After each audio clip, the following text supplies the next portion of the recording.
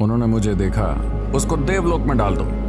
मुझे लगा कि वो अपने दोस्तों को बताएंगे और वो सब भी आ जाएंगे। फिर सुबह 3:30 बजे मैं उठकर बाहर गया। फिर मैंने देवलोक देखा।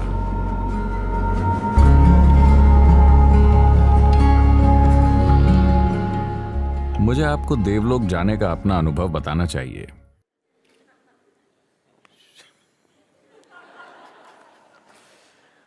ये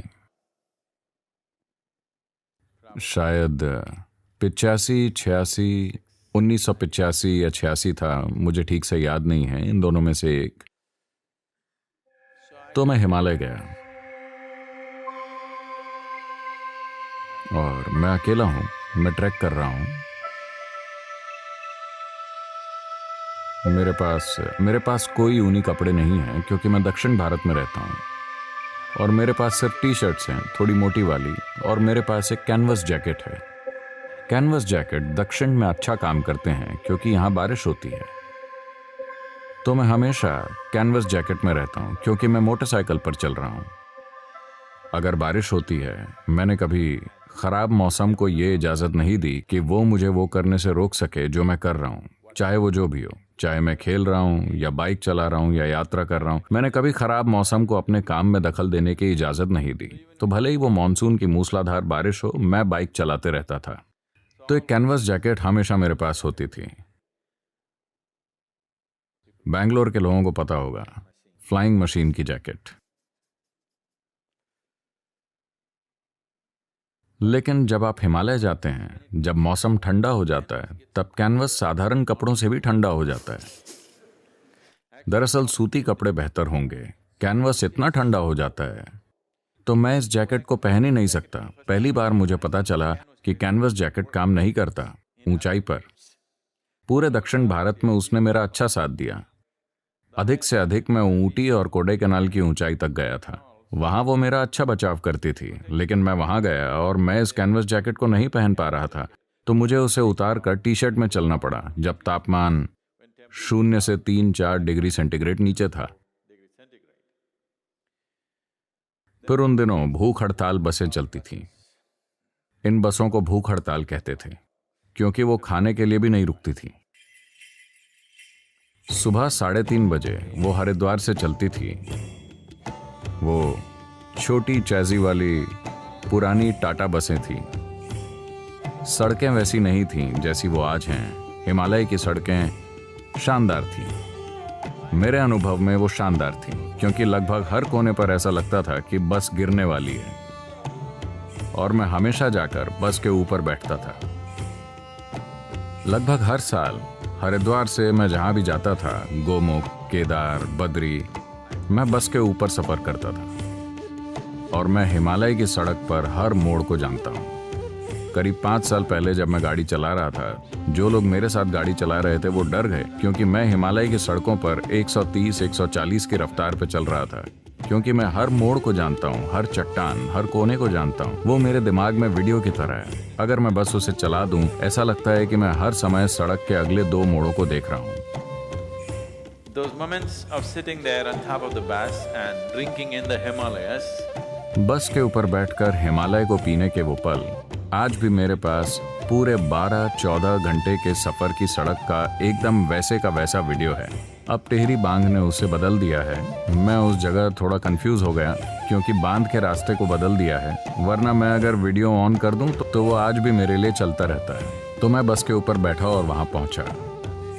उस दिन बस आधे रास्ते में बस खराब हो गई और वहां थोड़ी बहुत लैंडस्लाइड हो रखी थी। हम देर से बद्री पहुंचे। हमें 6 बजे या 6:30 बजे गेट पार करना था, लेकिन हम ऐसा नहीं कर पाए और फिर ड्राइवर ने किसी तरह गिड़गिड़ाकर गेट खुलवाया और हम शाम के करीब 8:30 बजे वहां पहुंचे। हल्की बारिश हो रही थी, ठंड थी। मैं अपनी कैनवस जैकेट नहीं पहन सकता था, तो मैं अपनी टी शर्ट में हूँ। मेरी सारी मांसपेशियां अकड़ गई हैं, लेकिन मैं जवान हूँ। उसके जैसी कोई चीज नहीं है। तो मैं यहाँ वहाँ गया और मैं ठहरने के लिए जगह की तलाश कर रहा हूँ। मैं बहुत सस्ते में यात्रा करने वाला आदमी हूँ। आमतौर पर मैं जहाँ कहीं भी गया, नई दिल्ली में मैं हमेशा बस स्टेशन में सोया। ISBT, मैंने उस स्टेशन में कई रातें बिताई हैं। हरिद्वार में मैं बस स्टेशन पर सोया। ऋषिकेश में मैं हमेशा गंगा के किनारे सोया। सिर्फ ऊपर जाकर जब ठंड बढ़ जाती है, उत्तरकाशी में मैं हमेशा बाहर सोया।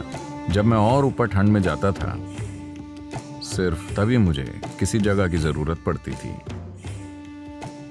फिर मैं अपना सिर टिकाने के लिए कहीं एक सस्ता ठिकाना ढूंढ रहा हूं। मैं थका हुआ हूं। मुझे खाने के लिए थोड़ा खाना मिल गया। उत्तर भारत में ये एक चीज है, आपको रोटी मिलेगी और आलू आलू आलू आलू आलू आलू आलू आलू। चार अलग अलग किस्में।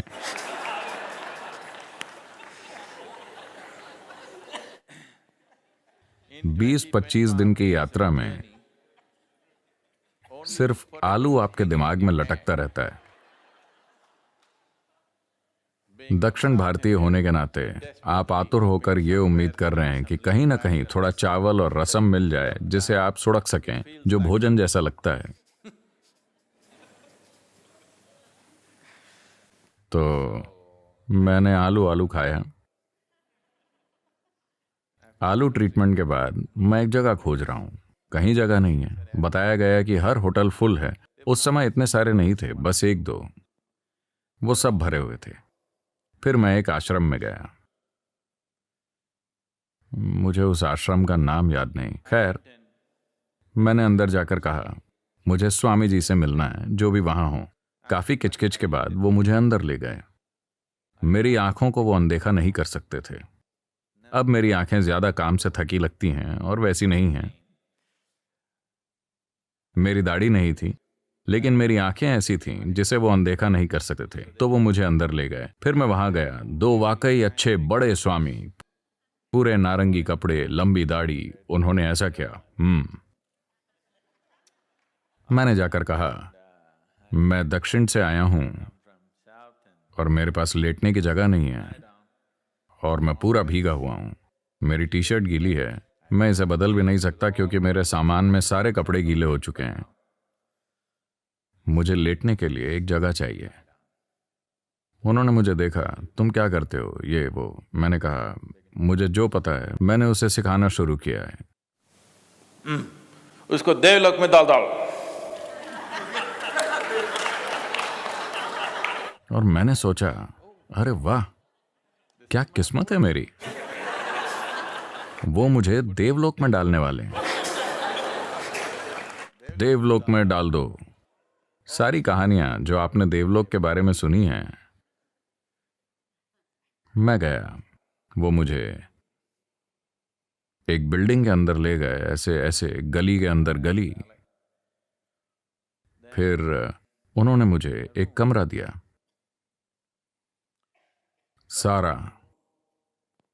सारा कमरा बिस्तरों से भरा था। वहां कोई नहीं था। तो मैंने जाकर कहा, धन्यवाद, और अपना बैग नीचे रख दिया। मैं बस लेटना चाहता था। मैं बिस्तर पर लेटा। बिस्तर में ढेर सारा पानी सारा बाहर आ गया। मैं बोला, हे भगवान, अच्छा ये बिस्तर गीला है। मैं उस बिस्तर पर लेटा, वो भी गीला है। ये बिस्तर, ये भी गीला है। लेकिन इतने पानी के बावजूद वो खटमलों को नहीं डुबो पाया।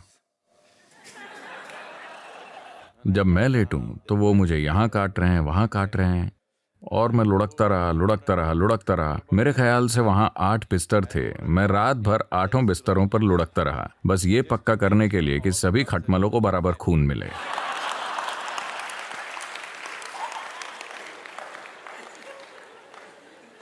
मैं कम से कम एक बिस्तर में रह सकता था। एक बार पेट भरने के बाद शायद वो भी सो जाते, लेकिन मुझे लगा कि वो अपने दोस्तों को बताएंगे और वो सब भी आ जाएंगे। मैं बस उन्हें थोड़ा कंफ्यूज करना चाहता था। यहां लेटकर, वहां लेटकर, वहां लेटकर। फिर मैं सुबह 3:30 के बाद सो नहीं पाया। खटमलों का ट्रीटमेंट और ठंडा बिस्तर, पानीदार बिस्तर, ठंडा नहीं, गीला, नम नहीं, पूरी तरह से, यूं कि अगर आप उस पर लेटेंगे तो आपके कपड़े तरबतर हो जाएंगे, आपके अंडरवियर समेत सब कुछ उस ठंड में गीले हो गए। तो फिर सुबह 3:30 बजे मैं उठा और बाहर गया। फिर मैंने देवलोक देखा। मैं बिल्कुल सोया नहीं था और मैंने सोचा कि मैं बस थोड़ी चाय पीऊंगा। मैं बेपरवाही से बस यूं ही टहल रहा था। फिर मैंने ऊपर देखा, पूरी घाटी में घुप अंधेरा है। सिर्फ पहाड़ की चोटी सफेद और सुनहरी थी। सूरज कहीं और से उसे प्रकाशित कर रहा था। मेरे आंसू निकल पड़े। फिर मैं जान गया कि मैं देवलोक में था। नहीं, ये हमारा लोक है जो इतना सुंदर है कि आपको देवलोक जाने की जरूरत नहीं है। तो ये देवलोक का मेरा अनुभव था।